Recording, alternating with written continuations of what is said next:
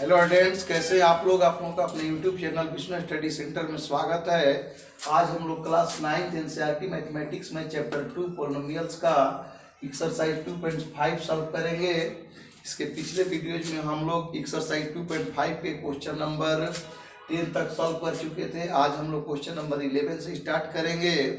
तो question number 11 बोला है फैक्टराइज, मतलब हमें इसे फैक्टराइज करना है। तो हमें दी गई है 27x³ plus y³ plus z³ minus 9xyz। तो सबसे पहले ये सोचना होगा कि किस आइडेंटिटी पर है। तो एक आइडेंटिटी होती है a³ plus b³ plus c³ minus 3abc equal to a plus b plus c a square plus b square plus c square minus a b minus b c minus c a.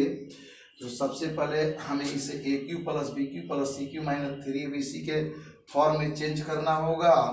तो 27x³ को लिख सकते हैं हम 3x का whole cube, क्योंकि जब 3x से मल्टीप्लाई करेंगे ये हो जाएगा 3 3 जा 9 3 जा 27, और x को जब 3 टाइम्स मल्टीप्लाई करेंगे तो x का पावर 1 1 1, तो ये हो जाएगा 27x power cube.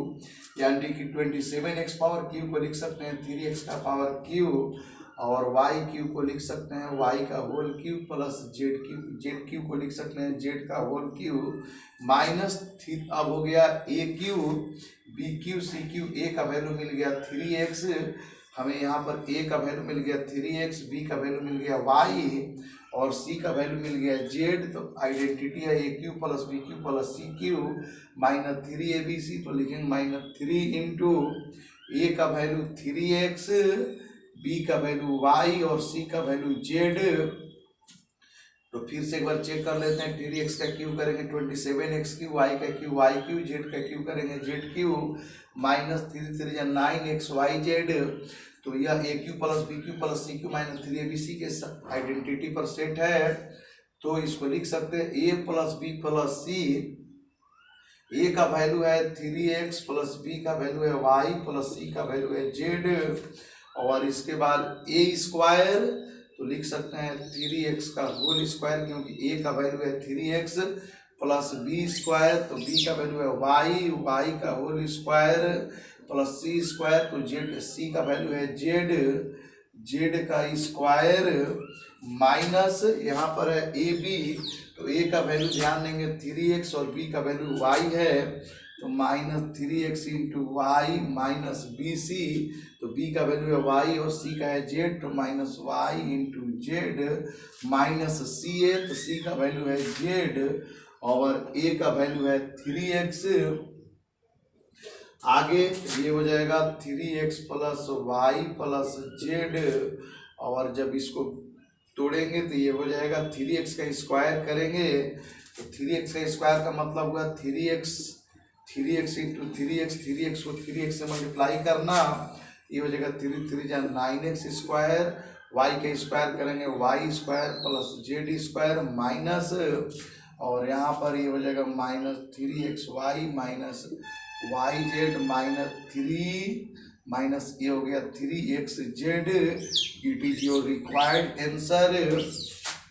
Question number 12, prove that x³ plus y³ plus z³ minus 3xyz equal to half x plus y plus z into whole square of x minus y plus whole square of y minus z का square plus whole square of z minus x। तो सबसे पहले हम LHS लेते हैं। इसका LHS दिया गया है x³ plus y³ plus z³ minus 3xyz। तो इसकी आइडेंटिटी होती है x plus y plus z, x³ plus y³ plus z³ minus 3xyz की आइडेंटिटी होती है x plus y plus z into x square plus y square plus z square minus x y minus y z minus z x. तो हम इसे लिख सकते हैं 2 into 1/2, क्योंकि जब 2 में 1/2 से मल्टीप्लाई कराएंगे तो 2 इंटू 1/2 2 2 कट जाएगा, कोई अंतर नहीं पड़ेगा तो इसको लिख सकते हैं 2 × 1/2, क्योंकि 2 कटेगा तो 1 बचेगा, 1 से मल्टीप्लाई करने पर फिर वहीं हो जाएगा। तो लिख सकते हैं 2 × 1/2 x plus y plus z, और इधर लिख सकते हैं x² plus y² plus z² minus xy minus yz minus zx।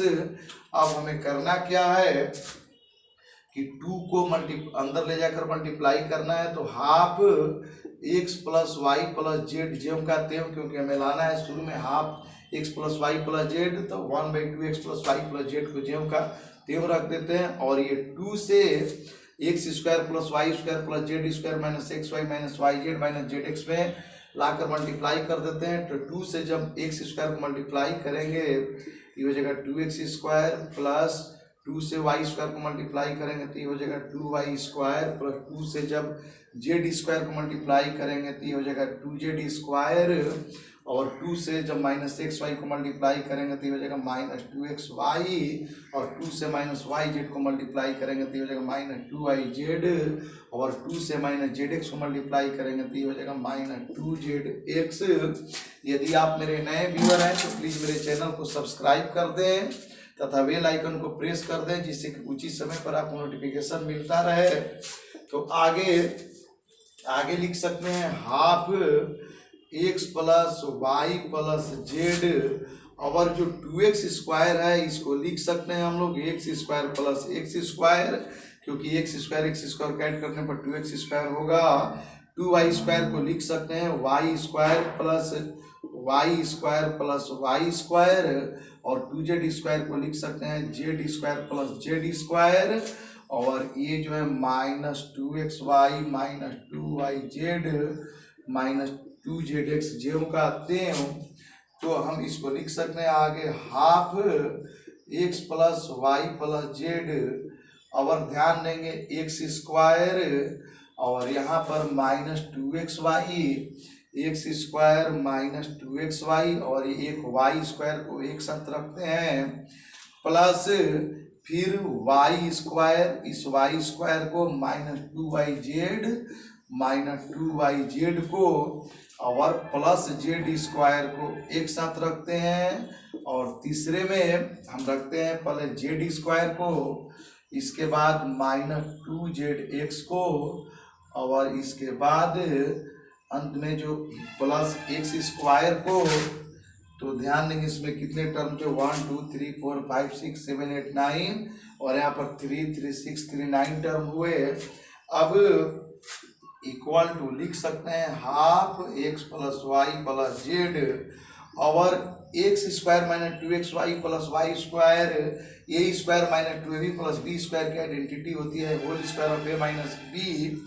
तो इसको लिख सकते हैं x माइनस वाई का होल स्क्वायर, मतलब whole square of x minus y, और ये भी a² minus 2ab plus b² की आइडेंटिटी होती है whole square of a minus b। ये भी आइडेंटिटी पर सेट है, इसको लिख सकते हैं y माइनस जेड का होल स्क्वायर, और ये z² minus 2zx plus x² है, तो इसको लिख सकते हैं z माइनस x का whole square equal to RHS hence proved, equal to RHS hence proved. Question number 13, if x plus y plus z equal to 0 then prove that x³ plus y³ plus z³ equal to 3xyz। तो यह एक important question है, और exercise 2.5 के question number 11, 12 और 13 तीनों ही question important है। तो कैसे इसको प्रूव करेंगे, तो यह एक आइडेंटिटी भी है, और इस आइडेंटिटी को हमें अच्छी तरह से समझ लेना चाहिए। तो सबसे पहले हम LHS लेकर चलते हैं। तो LHS लेकर चलते हैं, तो LHS है x³ plus y³ plus z³ x³ plus y³ plus z³। तो इसको हम लिख सकते हैं आगे x³ plus y³ plus z³ plus 0, क्योंकि यदि हम 0 किसी भी अलजेब्रिक एक्सप्रेशन में ऐड करते हैं तो 0 ऐड करने से कोई प्रभाव नहीं पड़ता है। तो x³ plus y³ plus z³ में 0 जोड़ेंगे तो कोई अंतर नहीं पड़ेगा। अब इसको लिख सकते हैं x³ plus y³ plus z³, 0 के बदले में हम लोग लिख सकते हैं प्लस 3xyz माइनस 3xyz, क्योंकि 3xyz में से 3xyz को माइनस करेंगे तो जब 4 से 4 माइनस करेंगे तो 0 होता है, 5 से 5 माइनस करेंगे तो 0, यानी कि सेम नंबर में से सेम नंबर माइनस करते हैं तो 0। इसी प्रकार 3xyz में से 3xyz को माइनस करेंगे तो 0 होगा, मतलब शून्य 0 के बदले में हम लिख सकते हैं 3xyz माइनस 3xyz। अब x cube plus y cube plus z cube minus 3xyz को एक साथ लिखते हैं, और ये जो प्लस 3xyz है इसको अलग लिखते हैं। अब इसकी आइडेंटिटी होती है x cube plus y cube plus z cube minus 3xyz, इसकी आइडेंटिटी होती है x plus y plus z और x square plus y square plus z square minus x y minus y z minus z x और plus 3xyz ज्यों का त्यों। एक बार फिर से x cube plus y cube plus z cube minus 3xyz, इसकी आइडेंटिटी होती है x plus y plus Z x square plus y square plus z square minus x y minus y z minus z x और plus 3xyz ज्यों का त्यों। अब ध्यान देंगे x plus y plus z हमें दिया हुआ है 0, तो यहाँ पर जो x plus y plus z है इसके स्थान पर हम लिख सकते हैं 0, क्योंकि यहाँ पर लिखेंगे कि क्योंकि x plus y plus z equal to 0 हमें गिवन है, तो 0 x plus y plus z का वैल्यू 0 है, तो x plus y plus z का स्थान पर 0, और यहाँ पर कोई साइन है इसका मल्टीप्लाई का साइन है, multiply x square plus y square plus z square minus x y minus y z minus z x, और ये बचा है प्लस 3xyz।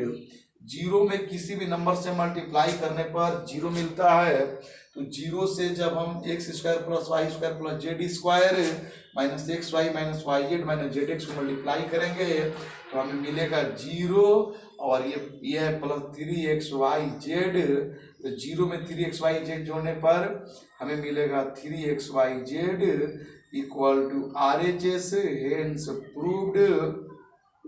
Hence proved.